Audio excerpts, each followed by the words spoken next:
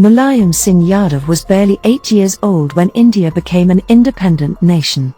Born in a humble Yadav family in a remote, underdeveloped village called Saifai in central Uttar Pradesh's Etawah district, his family named him Mulayam in the hope that he would grow up to be a soft and simple man, at best a schoolmaster. Teacher, he became to start a livelihood. But Mulayam began nurturing dreams right from his early days. And he dreamt big. No wonder, far from turning soft or docile, he chose the rough and tough path on which he rode to reach unexpected heights. Battling against the odds became his forte, perhaps because of the skills he had initially acquired as a wrestler in the village Kushti Akhara, wrestling ring. And each time it seemed that he was down and out, he surprised all and sundry by springing back up with renewed gusto and vigor. Be it his long-drawn arrest during the emergency, his defiance of Vishwanath Pratap Singh's preference for Ajit Singh over him to head Uttar Pradesh in 1989, or the brutally critical onslaught he faced for protecting the Babri Masjid when violent Kasevaks stormed the mosque in 1990, Mulayam never seemed to get cowed down by adversities. What was unique about him was that he never disconnected himself from his roots, from where he drew his strength.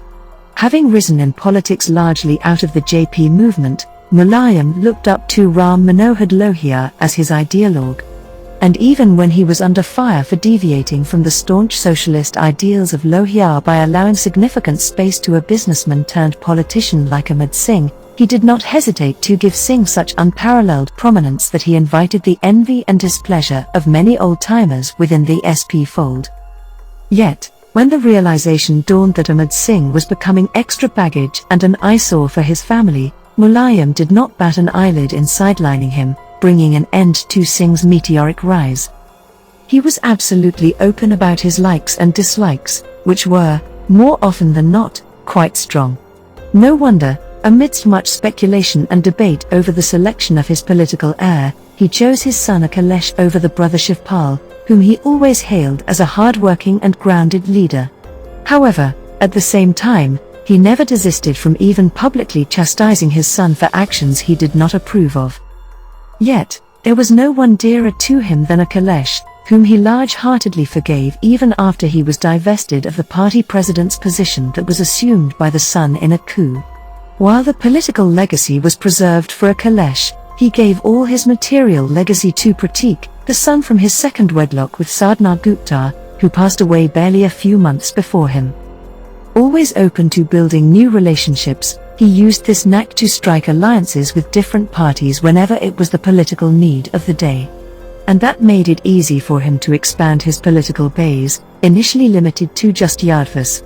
The manner in which he successfully stitched alliances with not just the powerful OBC bloc of Kermis, but also smaller backward caste groups was remarkable. What made him the most potent force against the much taller Congress as well as Bharatiya Janata Party, BJP, was the sudden surge of Muslim support that he received after his all-out effort to protect the Babri Masjid in 1990. He was not to be cowed down by continued right-wing lashing for resorting to firing on Kasevaks, which he vociferously defended as his duty to uphold India's constitution. He took it in stride when his critics labelled him with the title of Maulana. It goes without saying that it was his unflinching and open support of the cause of the country's 20% minorities that propelled him to the forefront of national politics. That also marked the turning point in the Congress party's fortunes, which plummeted after large sections of Muslims shifted their political loyalty en bloc from the grand old party to the Samajwadi Party. Ironically, today many of those who have inherited his legacy shy away from giving even a feeble voice to serious issues about targeting of the minority community. Once he was able to enlist the support of Muslims, Mulayam was quick in striking a chord with the Bahujan Samaj Party founder and Dalit icon Kashi Ram. The latter was convinced that an alliance with Mulayam's SP, enjoying the support of a chunk of OBCs and Muslims, could bring a political windfall for the duo. And when the two parties contested the state election in the mid-90s, it was a warning bell for both the Congress and BJP. Sadly, it was the indiscretion of some of his own partymen that resulted in the premature snapping of these ties, the infamous Lucknow State Guest House incident, where SP workers unleashed an attack on BSP legislators in reaction to Kashi Ram's decision to withdraw support to the Mulayam government. In fact, it was this incident that propelled Mayavati to the fore as Kashi Ram accepted the BJP's offer to support a BSP-led government. Instead of donning the mantle himself, Kashi Ram chose to anoint his closest protégé.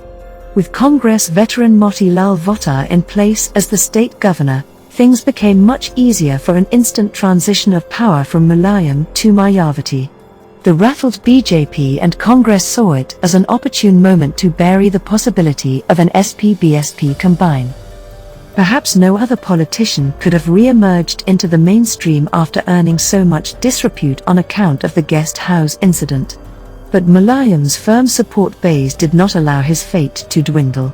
And more than that, he managed to turn the political battle in Uttar Pradesh from one that was four-cornered or three-cornered into a direct contest between the SP and BSP.